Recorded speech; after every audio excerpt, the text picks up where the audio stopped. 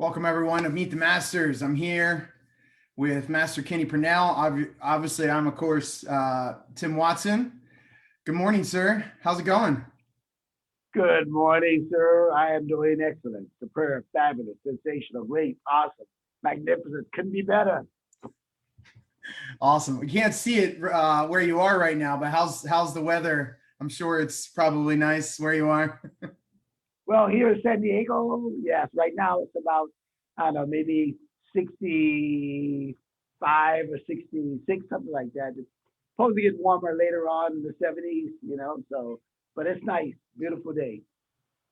Of course, that's why you live in a place like San Diego, right? Um, More or less, yes. Yeah. So how are things, in San Diego and with your studio, Allied Gardens Tong Sudo right now? Right now we're starting to pick back up with students coming in, and they're starting to, starting to get back to some kind of normalcy, and students are starting to come in and train, and our school is, getting more students now. So we're starting to pick back up. That's excellent. It's one of those things where obviously as instructors, we know it's good for them, but it's good for us too, right? It's nice to teach a small group every once in a while. Of two or three students, they're obviously going to get a lot out of it. But the more students you have and the more energy that you can draw off of, as far as a class goes, it's just easier for you and you're going to deliver a better class. Yeah, yes, sir. And sometimes even having one student in class really motivates you that much better, that much stronger to really push that one student. But yes, sir, it's true. Having, 10, 15 students, it's a good vibe when it comes to the energy and the class. But that one student is inspirational too when it comes to, the value of what you can give that student. So. Oh, absolutely. I agree. When you were saying that, I still remember when I first started working for Master Godwin, I was at a smaller school, and I started to realize that students would come by the window and see if they would be the only person in class, because I was like that. I just wanted to, we went, and then I realized that they never got a break. So they knew that if they were coming into class with me and it was just them, that they were getting a heck of a workout. Yeah, and sometimes, that one student, understands the value of what they're getting too when it comes to having that one-on-one instruction, and it's a lesson that, some students don't really understand, the value of that. So. Yeah, absolutely. That's, the memories like that will stick with you forever. Like when you have those connections, like even if it's, something Grandmaster Strong said when you were working one-on-one or at Master's Clinic, or like myself with my instructor, Master Godwin, those can be pivotal moments where you get those aha moments that you wouldn't necessarily get if you were in a larger group. So Sure, that's right. I Sure. like that answer. We do have some people watching along, sir. We got some of our friends from the UK, Natalie and Lindsay, and they watch pretty much every episode that we do. Ian Crook from the UK, Zabari Richardson from Region 8, and then Boboli from Mauritania, our latest country that's part of the World Tong Soo Do Association. Cool. Yeah. They're watching along. So it's an exciting time to be a part of World Tong Soo Do for a number of reasons. Yes, sir. So let's go back and talk about how you got your start in the martial arts. What inspired you to get your start in, trying out a class, and where was that class?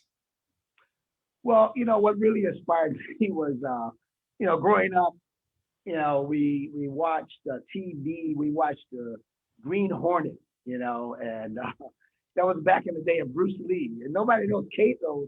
Kato was Bruce Lee, and so growing up, that really inspired me just watching him, and my first experience with the martial arts was Shotokan.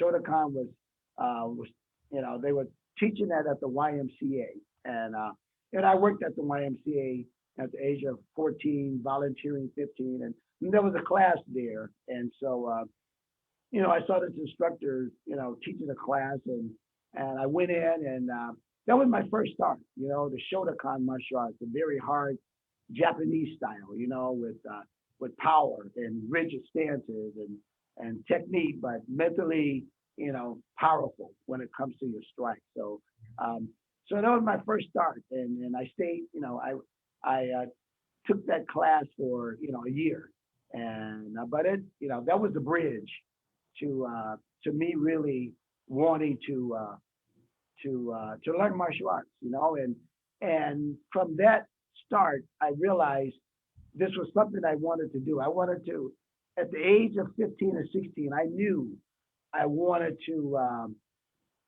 have a martial arts school. I wanted to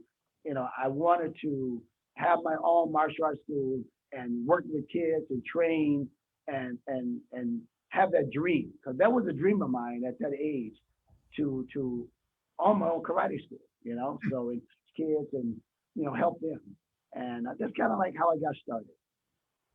That's great. What do you think it was that, at such a young age, you kind of grasped onto it and you were like, this is what I want to do? Is just the motivation that your instructor gave you? Like, did you work with kids before that?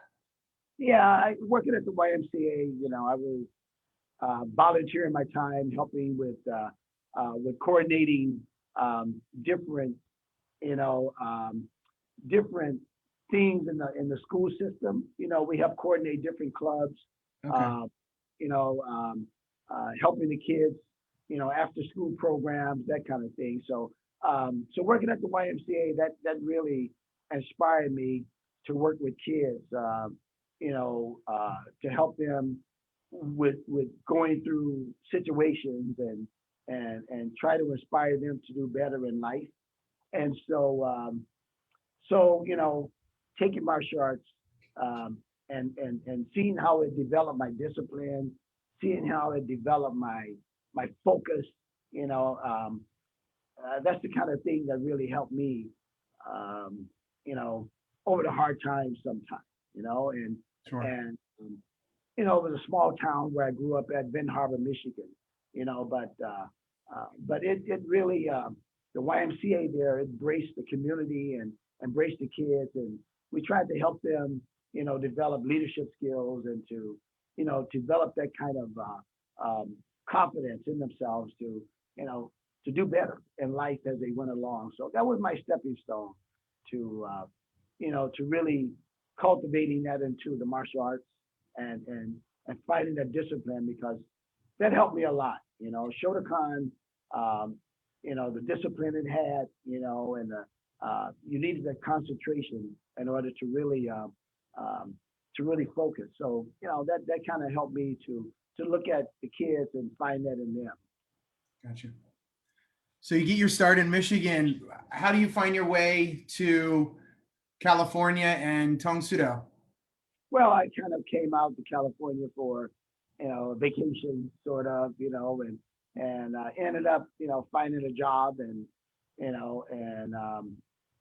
a better life, so to speak, and from there, I always drove past this karate school, in Chula Vista, and I drove past it every day I drove past, and I was, I looked and go, oh man, I got to stop one day. I got to stop. And on my way to work, it was like back and forth. So one day I came a little bit early to work, and I said, okay, today that's it. Today I'm going to stop. And I did. I stopped in, and as I stopped in, it was the afternoon, and I saw this gentleman, this Korean guy, he had this long staff, this bong in his hand. It was chrome, silver. And I saw him twirling it and behind his back, and the figure eights, and it was like just sparkling, and I walked in and I bowed, and he stopped and he goes, oh, respect. I go, yes, sir. He goes, oh, you know how to answer. I go, yes, sir. And he goes, okay, come in. So I came in, And he said, you want to take martial arts? I go, yes, sir, I do, but I just wanted information. I just want information. He goes, okay, you start. I go, um, sir, I just wanted information. No, you start. This is what it is. This is how it is, and you start. I go, okay. You say, okay, you start tomorrow. I go, well, okay, yes, sir. And that was Master Kwong. That was Master Young Chip Kwong. And, he goes, okay, this is what it is. This is how much it is. And you start. I go, yes, sir. And so that's kind of like how I got started. I just walked in, and the same day I signed up and got started that next day. And that's how it's been. That's kind of like how I got started with the Toughness Karate Institute in Chula Vista. Master Young Kip Kwong. And what year was that? That was in 1970,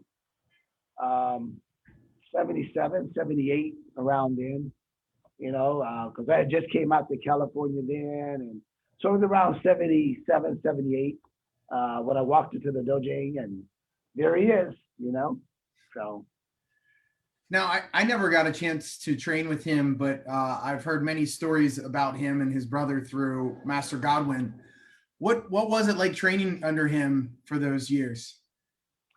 Well, under Young Kip Kwong, it was very inspiring, very hard. I just remember training on the concrete. I remember knuckle push-ups on the concrete. I remember him being very strict, very disciplined. I remember the shinais. If you don't do a good front stance, or if you didn't follow protocol in class, you have to go on your knuckles, and you kind of have to get the shinai, on the back of your legs, or if you didn't have a good front stance, it was a shinai on the thigh, or you didn't have your back straight, it was shinai on the back, But man, that training, that discipline, it was great. It was, technical skills of sharpness, and he was very tough, but he was very gentle at the time too. He was very focused on detail, and he was an instructor that had sharp technique, very proud. The image of him doing a technique with, confidence and posture, that's how I remember training with him. We after class all the time, he always say, "Oh, you stay." I go, "Oh, yes, sir." So after class, we stayed and we boxed. I boxed a little bit growing up, so we boxed after class, and taught me a lot about boxing. I taught him a lot about boxing, and I just remember times after class where we used to box, and when we finished, he said, "Okay, against the wall." I go, "Yes, sir." So he get me against the wall, and he goes, "Arms up." I go, "Yes, arms up." And he used to work on my body, and kind of go to the head sometime and work on the body, and then he goes, "Okay, my turn." So he turned around, and I used to pound him, and up against the body, and sometime on the weekends, we, Sunday nights, we used to all get together, me, him, some of them Dercole, some other students, sometimes the Marshals. We used to go running, 5 or 6 miles from the dojo, all through the night, and come back. So, 2 or 3 hours of running, that's how I kind of remember some of them Kwong. Very, very sharp, very calm, but very hard, Yeah, I think that's that hard training, regardless of what age it's at, shapes your attitude and your mental toughness. Where, I say to myself, it's like, look, if I can get through that, I can get through pretty much anything. Yeah. It's, it's that, if you don't mind, it don't matter. Right, yes, sir. And that's what really shaped me, into, that kind of mental state of mind. It's like you said, if you can get through, 2 hour training, workout hardcore, nonstop, um, then you can get through anything when it comes to your attitude, being positive all the time and not looking at the negative part of it. Um, that's what kind of shaped me, those kind of days of training, and under some of them Dercole and some of them Kwong, that kind of thing. Absolutely. So a couple people were saying hello. Master McCarty from Alabama says hello. We talked about Master Ramirez earlier. He says, great to see Master Kinney. He's a legend of World Tung Sudo. All about a legend, but I definitely was inspired when I saw him down in Mexico, where he was another hardcore trainer. Master Ramirez, he was hardcore. Yeah, so maybe we can talk about that since he brought it. When I talked to him, he shared the story of him coming to his black belt test, and then he got there and his paperwork wasn't there. So Master Dercole sent him and maybe one other person, if I'm remembering correctly, and you and Master Pat Marsh worked him out and basically ran him through a black belt test. Yes, he hung tough actually. He did pretty good. So we did running through the ringer for like 3 or 4 hours, nonstop, nonstop. And but he's one person that didn't give up. We pushed him through everything we possibly could push him through, and he held tough. But yeah, I remember that night. Yes, sir. Yeah. Wow, that's awesome. He remembers that night. Master Marsh is like, he's hardcore. Master Marsh, Master Marsh will try to break you in every fashion there is. So he told me stories of making people do knuckle push-ups down the bleachers in the gym. Yes, sir. He did all that. Knuckle push-ups, standing on your stomach, jumping on your stomach. That's Master Marsh. Yes, sir. Hit you with the stick, the shinai on your stomach, but hey, those were the days of Master Young Kia Kwang too. Those were the days that, that really shape you into the person you are. And at least, that's how we train with Master Young Kia Kwang. Yeah. And I think it's one of those things like we talked about. If in your head, you're like, look, if it worked for me and I saw what it could do for me, work training that hard, and you want to share that with other people.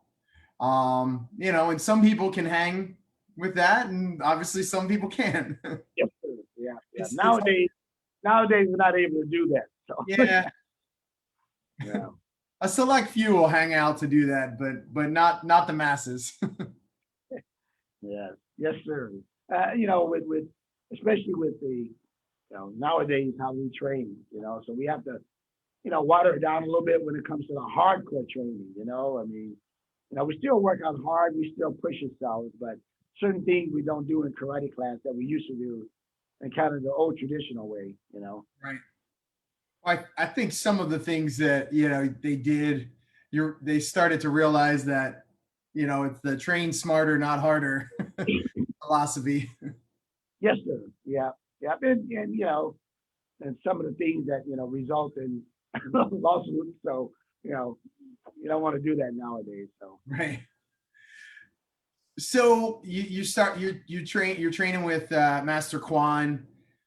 Can you talk to us about when, there's rumblings and talk of Grandmaster Shin starting? Well, actually, I'm assuming you probably met Grandmaster Shin before the association started.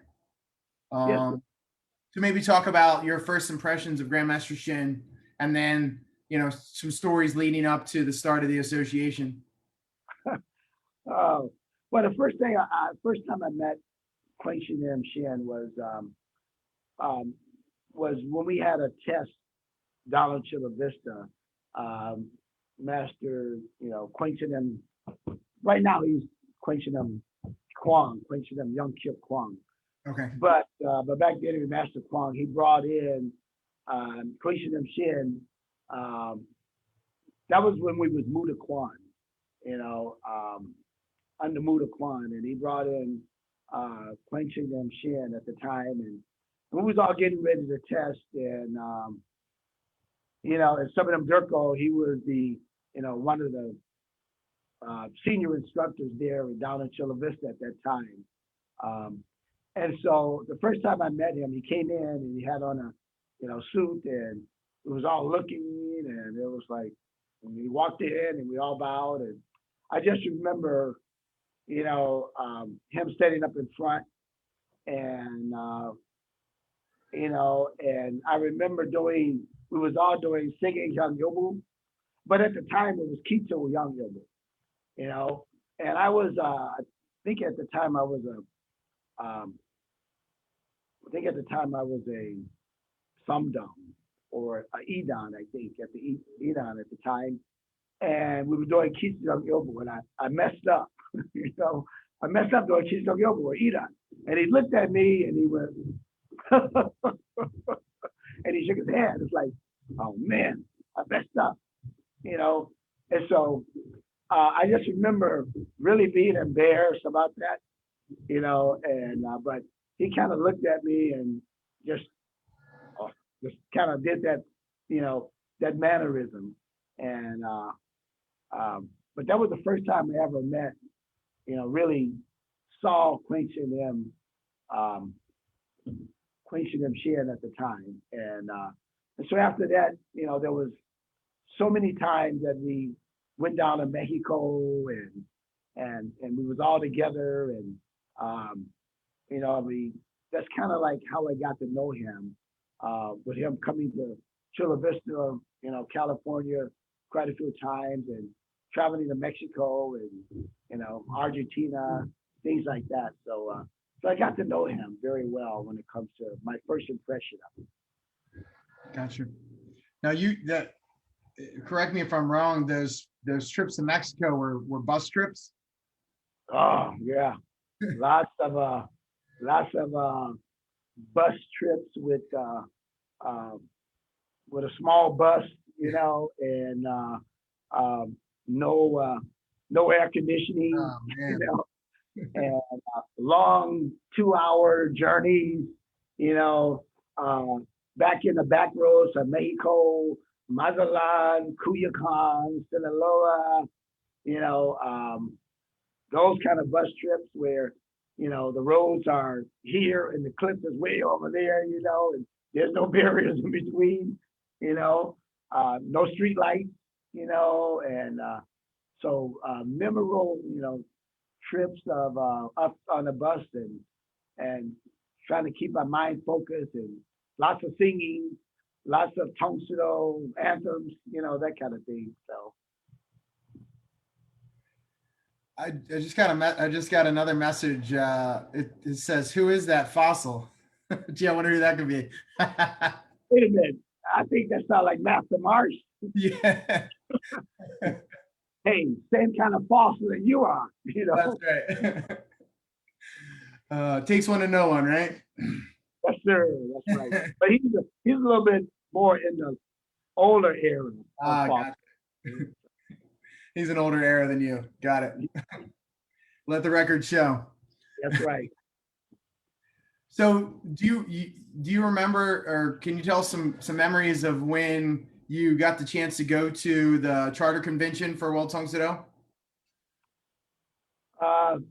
Yes, I remember that day. I remember because some of them Dercole, he's really the one that that kind of made me who I am today when it comes to his leadership. Because without his leadership, some of them Dercole's leadership, without his guidance of me, I wouldn't be here today without him or Master Pat Marsh or Claire Marsh and some of the other masters, that really cultivated and helping me, get where I am today. So, I want to give a, praise to Senator Dercole because he's the one that really, guided me in all these different areas, with going to the convention center, and going to the, that first charter convention.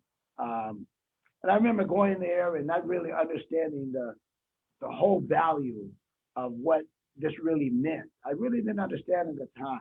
All I know is that we was going to this, to this convention, and supposed to be other people there, and I really didn't understand at that time how important that day, that weekend was when it comes to really forming the whole World Tongue Sailor Association. So, but after getting there and being there and realizing, what was happening, it was very inspiring. I mean, it was uplifting to go there and see a lot of the other people there that that was higher ranking, and at the time I was a sumdom, and so it was very inspiring to see all these other masters wearing these belts, these master belts, and I was looking and just just amazed at the leadership, the Master Young Kil Kwang, his brother, some of the other Korean instructors, Shin, Master Yi, so it was a lot of instructors there that I really didn't know. I didn't have any idea who they were, but they were definitely high-ranking masters. Awesome. And you got obviously got a chance to do some training sessions that weekend. Oh yeah, it was man. Those training sessions was taught me a lot. I mean, learning from the different instructors, learning about the different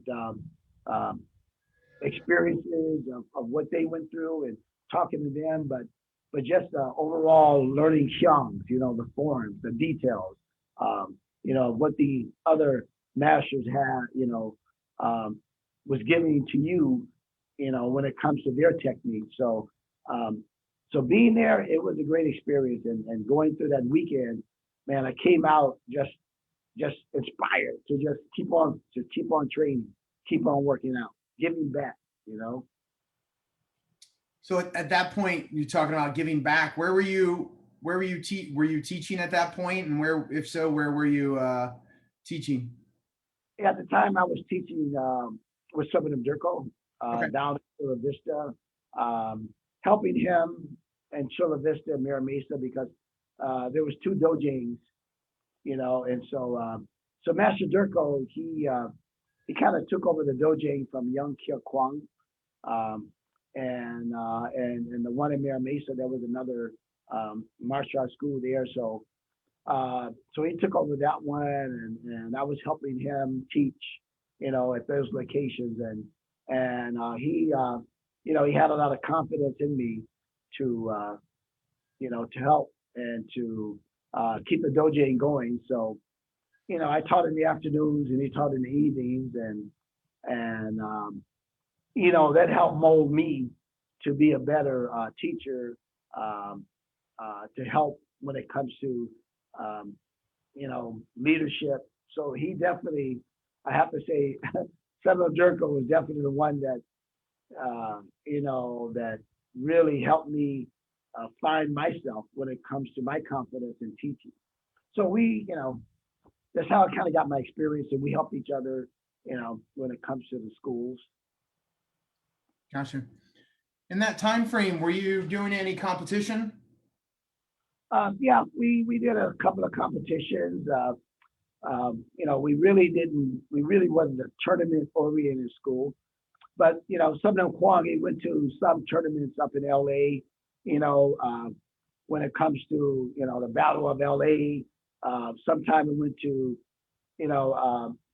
some martial art tournaments with Hil Chi Cho, back in the day, competing with some of the other competitors. I remember Steve Nasty Henderson. I remember Sammy Blanks. I remember McCollum. So those kind of guys, when it comes to competing, I just remember them. They were, they were top of the line, competitors. And we used to go to the tournament, and that's how I kind of got my first experience in and going to the tournaments up in Hollywood, you Mhm. know, and we had tournaments. Young Kid Kwang put on tournaments, in San Diego here, and Master Dercole put on some tournaments. So, that's kind of like how I got into the tournament circuit. Uh, and it was always mostly Tang Sudo. I went to a couple of open tournaments, and but it was mostly Tang Sudo tournaments, um, competing and having fun. Because that's what it was all about. Um, Having fun, going to tournaments and competing without equipment. You know, just no hands, no feet. No headgear. So those were the days of really controlled tournaments, but you have to have a lot of control not to really, you know, um, injure the person, you know. But you can hit them, but you're not wasn't able to open up cuts or blood or nothing like that. So Right. Wow. So I've heard stories of the 1986 World Championships from other people. Can you talk about your experience at the first World Championships for World Tang Sudo? um, it was a memorable night, a memorable evening. It was a long, long day. It was 11 o'clock at night. I think all I can remember is that it was really late that we got out. 11 o'clock, I think. But it was a long day of of tournaments all day, and that's when we first kind of um, uh, got the tournament where we understood a little bit more about how to go about running a tournament. Mhm. But it was a lot of trial by error, when it comes to how the tournament is organized and how it went. But it was a long day, but it was a fun day. It was a day of forums, and I remember, you know, just just doing the shungs with all these other masters now, Master Godwin, and you know, um, some of the other masters that's there right now, higher ranking masters, and going up against very fierce competitors. Master Godwin was one of them I went up against, and I was running for my life from him. But he was a fierce competitor, and some of the other competitors of today that that's not with us today. But it was a long day. It was a fun day. Uh, it was a day that I just remember, um, fighting, with the last competition, and it was a great evening. I enjoyed it, with the other competitors. Yeah, absolutely. And for those that don't know, you were the first like world champ, right? Um, well, I guess you could say it's the world champion. That was the first time we ever had a world champion, but it could have been a lot of world champions there. But I guess I was the one that I came out. But there was a lot of other world champions that was there too. I was just happened to be one of them that I guess they picked. But there was a lot of competition that was there, and I guess could have been either one of us. It could have been Master Godwin, could have been Bruce Mays, it could have been a lot of other competitors that was there. Could have been Master Marsh, you know, um, but I just happened to be the one that I guess lasted the longest, and and was one of the ones that was you know um, um, kind of up there in front a little bit, Right. um, and that was the night where I just remember free sparring Bruce Mays, and it was the last fight of the evening, and everybody had left. Nobody was really there. It was pretty empty, and so I just remember the last fight, and we was tied, you know, 1-1, and he was really a great competitor. He was fast. He was uh, he was very methodical about certain things, and he analyzed a lot.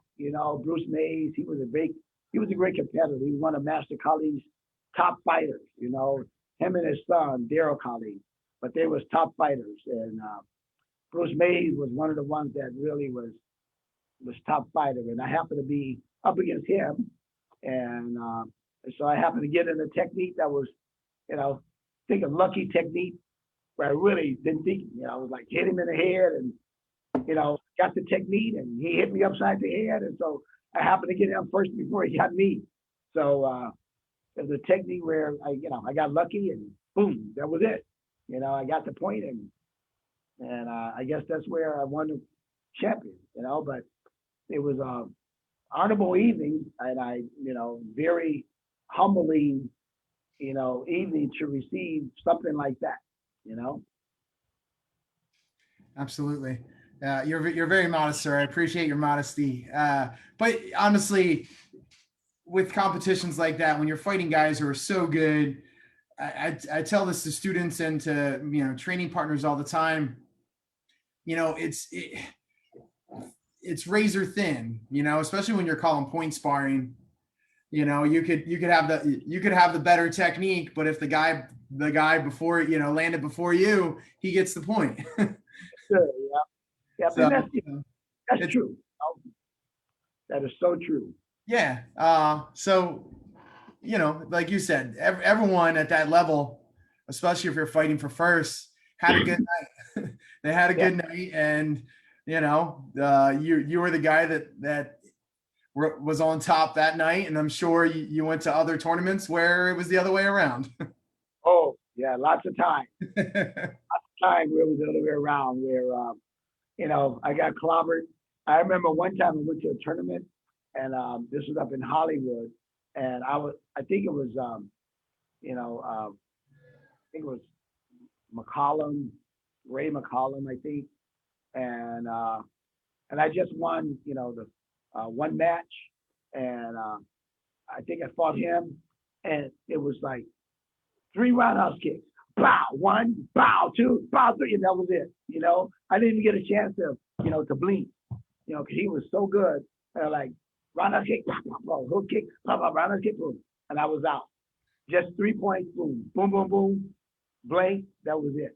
You know, so that was a humbling experience of getting eliminated that way, you know, with 3 points, bam, bam, bam. And I looked at myself and went, wow, that was good. He was great, you know, but yeah, it's a humbling experience to be that way. Yeah.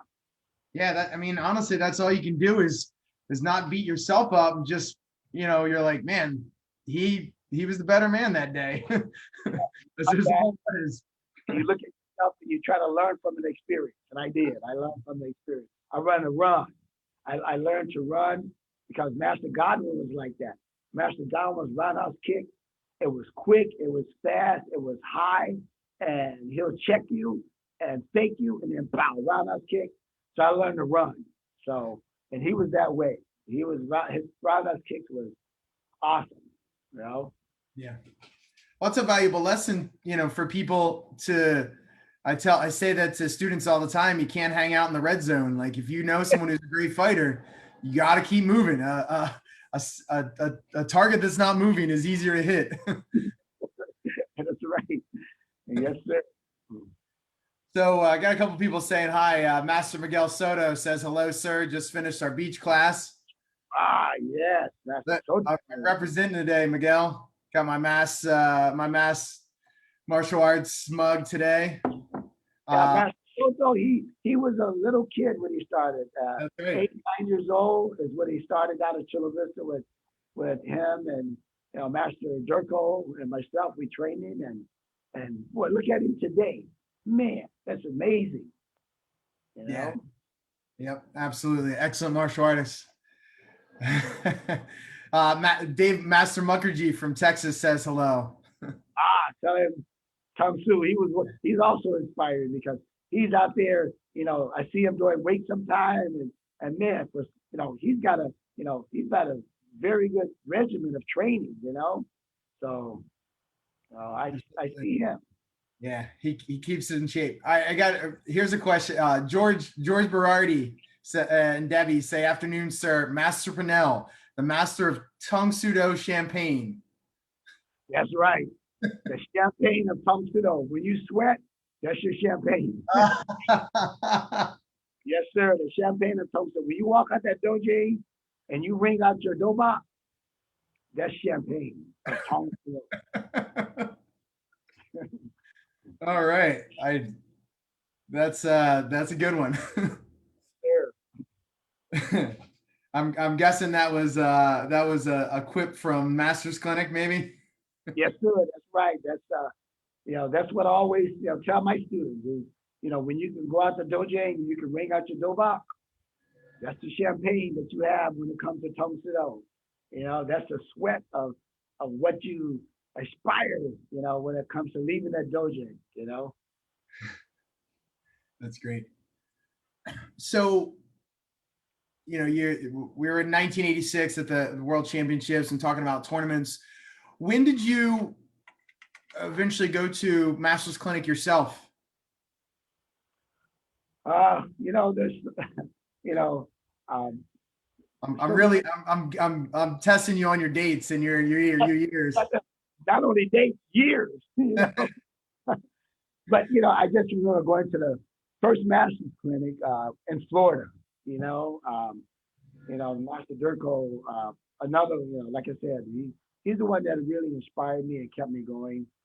I just remember going to the Master's Clinic in Florida, and it was about maybe I would say maybe about 20 of us, maybe 25 of us there. Master Sharp, Master Bean, Master Vaughn, Master Strong, Master Bowden at the time, there were so many masters, and that was, Master Kong, so many of them there. That was my first experience with the Masters Clinic, and staying at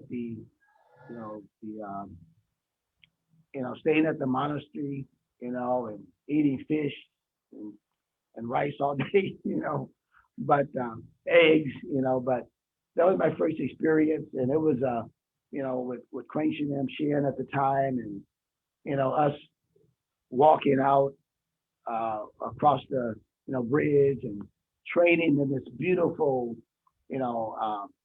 beautiful spacious, area where it was a lake, and I mean it was beautiful to train there, and I remember that first Master's Clinic of Master Beam was testing, I think for his master's rank, or I think a higher rank than master's rank, and I remember Master Britt being there, and we had to, about 4 or 5 of us, had to go and free spar against Master B, and and that was the worst, that was the worst time I ever had when it comes to being thrown around like a rag, because Master B just took us and boom, threw us away, and punched us and grabbed it and boom, threw us away. I just remember sliding across the floor, with Master B. He was a big guy, but he was a tough guy. He was strong, and I just remember going against him, and so we had about 3 or 4 of us, and we couldn't do nothing with him. So my first experience there, and being there with them, that was my first time.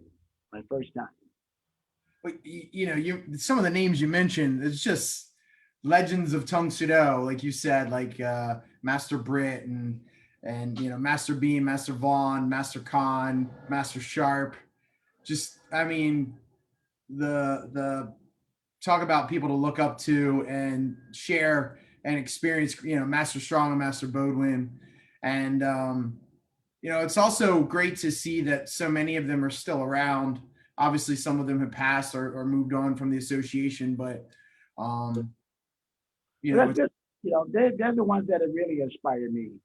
When I'm there in line, I look down the line, and they're the ones that really have inspired me through the years of me staying you know, rejuvenated, you know. And every time I go to that master's clinic, man, that's a whole new feeling of why I keep training. And people that's in back of me, you know, sometimes I look at all these masters in back of me, you know, Master Fisher, you know, Master Chris Carter, some of the, you know, Master Grissom, I look at, you know, some of these masters and they push me, you know, when we're on that master's floor. And it's inspiring to look down the line and see, man, this, you know, this experience, you know, and look at, all these great masters, you know, Master Valentine and Master Sharp and Master Kong and, you know, Master Godwin and, you know, Master Vaughn, you know, all these guys, Master Dercole, man, these guys, you know, again, I look back and I see a role of masters, you know, inspiring masters of what we can do when it comes to each and every one of those, you know, instructors, you know, that's there, you know, of inspiration, you know, and man, it's a great feeling to just turn around and with the masters in front, it's a great feeling to just turn around and you look and you see the sea of masters of, you know, some dom that's inspired to be fourth dom masters. You know, it is a great feeling that'll keep you that'll keep you motivated for the rest of your life. Right. You know, so that's what's inspiring. That's what keeps me going. Well, I know, you know, from experience myself being at the Master's Clinic, I was inspired by your attitude, and I still remember the first day going in and just being not sure what to expect, and you came in and you were fired up, you were energetic, and you were just it felt like I knew you were there to help, and I knew you were there to push us and, you know, give us energy and feed off our energy, and I appreciate that. And I can see where you got that, you know, motivation from, because like you said, you look down the line and saw the masters that came before you or that are contemporaries with you, and you're pushing that energy down the line and you know, helping out people behind you. And I know I speak for myself personally, but I'm sure for many others that appreciate what you do and the energy and enthusiasm that you bring whenever you're in the room. So thank you for that. Oh yes, sir. I mean, it's you know, a lot of enthusiasm comes from all the other masters. You know, I look at the masters that, you know, that's before me. You know, one master I look at, you know, all the masters I'm inspirational. Master Robinson, you know, and you know, the masters that, you know, that bring the, you know, the education. You know, Master Williamson, Master, you know, some of the other masters that's out there. You know, they bring that education. They bring that, you know, that experience of knowledge, you know, when it comes to keeping your dojo going, you know, that kind of inspiration too, that keeps me going too. You know, they help out a lot, you know, and all the masters behind the scenes that you don't see, you know, man, that's you know, that's the thing that's really inspiring too, is all the masters you don't see, right. You know, really there to really mold and the foundation of what we have now. Mm-hmm. Master Marsh says, ask him about Ensenada. What about Ensenada?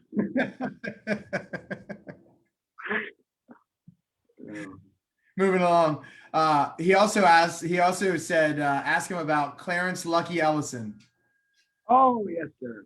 Yeah, Clarence, he was like my stepfather, but he was a very inspiring, you know, person to me because, you know, when I was teaching down in Chula Vista, you know, he was one of the ones that really gave me that positive outlook in life, you know. And every time you saw him, you know, you would ask him, how you doing? He would go, I am doing fantastic. It's like, yes, every time you ask him, every day, no matter what. So, you know, he's the one that really inspired me. And we trained, I taught him, you know, all the way from white belt all the way up to Enon. But he would come train every Monday, Wednesday, Friday. He wouldn't miss a day. I mean, no matter rain, sunshine, how hot it is, how he felt, he would have a motorbike. He was about 60, I think he was about 68 at the time. But no matter what, he was there. You could put your time on him being there at 12 to 1. Sometimes we went until 2, but 12 to 1 training. You could put your watch on there. He never missed a day. And every time we asked him, how you doing? He would say, fantastic. And every time he saw me, I would go, I'm doing great. He'd go, no, you're doing fantastic. You're doing awesome. That's what inspired me every day that he came in, he did that. And he was a musician, but I mean, he inspired me so much that, we bought a house together, and we moved in together. And he was my inspiration too. He was like my stepfather, and every day he came in, that's what he always inspired me to be, the best that I can ever be. Clarence Lucky Ellison. And he trained until it was Edon. And he helped with with my first karate school. It was a joint effort and getting our karate school together. Clarence Lucky Ellison, and it was him that really helped me, develop the karate school. Without him, I wouldn't have a karate school because he, the one that really mold everything financially, getting everything together, and he was the brains of everything. I was just the teacher, instructor, but he ran everything. And then from there he taught me how to really be a manager, how to really financially, work around everything, when it comes to, keeping the school going. So he was a very part of my, career. I mean, there's been so many people in my life that has helped me develop me, and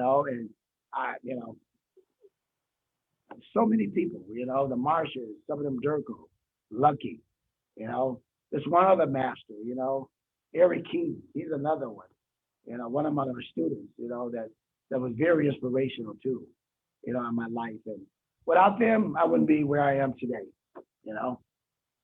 That's awesome. It's a great story. And it's also, I think we're all in that boat where there's so many people that you can thank for, whether it was directly or indirectly motivating you or inspiring you or whatever the case may be, whether it was the energy they gave you in a class or just actually helping you. So that's awesome. There's also, my nickname is Lucky. So I enjoy that. That's great. Sure. Yeah. You look at my email is actually Lucky Watson. So I like that. Yeah. That's great. But that's a great story. And it also shows you that, some people's like, oh, I wish I'd started the martial arts at a younger age. And I always tell people, it doesn't matter what age you were, you started, right? And then what you make of it is up to you. So there you go, 68 and still training. Well, he trained until he was like 72, and then he passed away. But I just remember his inspiration, and how he lived his life. He lived it to the fullest of enjoying life every day, and that's how I kind of look at my life. I enjoy my life every day because every day you wake up, it's a gift. And the rest of the day is just a second layer. But when you wake up in the morning time, it's a gift, it's a present that you woke up. And to be that thankful that you woke up and you're able to see, to walk, to breathe, that you don't have any illnesses or, you know, um, that you can get out of bed. You know, that's the gift of what you can do, the rest of the day. And the rest of the day, if you have that positive attitude, if you have the words of encouragement to somebody during the day of how you feel, maybe that person, is having a bad day, but when you give that person that kind of inspiration, maybe it'll make that person, that much more positive for the rest of their day. And that's how I try to channel my energy to the kids, because every time the kids come in, every time the parents come in, I ask them, how you doing? They go, I'm doing great, sir. And they ask me how I'm doing. And I tell them, I'm doing great, marvelous, fantastic, sensational, awesome, and that inspires the parents now to come in every day. And when they see me, whether they want to or not, they're going to say, Master Purnell, I'm doing great, marvelous. I don't know the rest of it, but, and I finish it. But if you can have that kind of attitude in the morning time and wake up, that's the inspiring mental state of mind that I think everybody needs during the day, especially nowadays, Absolutely. So. One of my good friends, Master Rob Kloss, when you ask him how he's doing, his one of his responses is, "My fabulosity knows no bounds." Yeah, I like that. And he always has a good one. It's like he sits at home and writes them down. Hey, that's what you do. Now that's the kind of attitude that you have every day. I like that. Yeah, he's all you remind me a lot of him. Sir, we're starting to wrap up here. We're almost at the hour mark. Again, I want to thank you for joining me and thank everyone who's been watching along. Is there anything else you would like to talk about before we wrap up? Well, I just want to say that World Taekwondo Association is an organization where it's worldwide now, and we have a strong tradition of brotherhood and sisterhood, and we have to keep that strong, no matter what the situations are, no matter what anything else that happened around the world, and that's one thing about the World Taekwondo Association is that that no matter what the walks of life you are in or whatever, we're still a brotherhood, we're still a sisterhood of the World Taekwondo Association, and we have to stay strong that way. And what our tradition, is that we're there to help each other, no matter what. No matter what your situation is, we got to help each other. And we got to try to keep that in mind when it comes to, things that's happening around the world. The World Taekwondo Association will remain strong because of our leaders in the association. And no matter what's outside of that, inside, we are the leaders of the World Taekwondo Association, masters, students, instructors, whatever it is. That's one thing that I want us to understand is that we got to stay strong that way. We got to stay humble that way. And we're always, giving back to each other. We're always caring about each other when it comes to, our leadership, the junior students, all the way up to the higher ranks, So stay focused, stay focused that way, and care about each other, help each other, no matter what, So that's all, I want to just let everybody know that around the world, you're World Taekwondo Association, and you're a leader, and you're part of this organization that's bigger than yourself. It's bigger than you, bigger than me. It's a family, a unit, and we got to keep that family together. So stay strong with each other. Okay. Awesome. Good. That's a great message, and getting next year will be the 40th anniversary. you have been a shining example of what to strive for in humility and leadership. And I thank you for your dedication to the art and for taking the time to share with me today. I really appreciate it. Obviously, it was fun to connect over video, but I look forward to getting the chance to be in the same space together to train. And I look forward to asking you how you are, and you tell me that you're super fantastic, excellent, awesome, whatever the words were. Spectacular, great, fantastic. Awesome. Well, thank you again, sir, for joining me, and thank you everyone for watching. And Tong Su. Thank you, Mr. Austin. Thank you, some of them. Thank you very much. And thank you guys too. Tong Su. Right. Tong Su, sir. Have a great weekend. Thank you. Tong Su.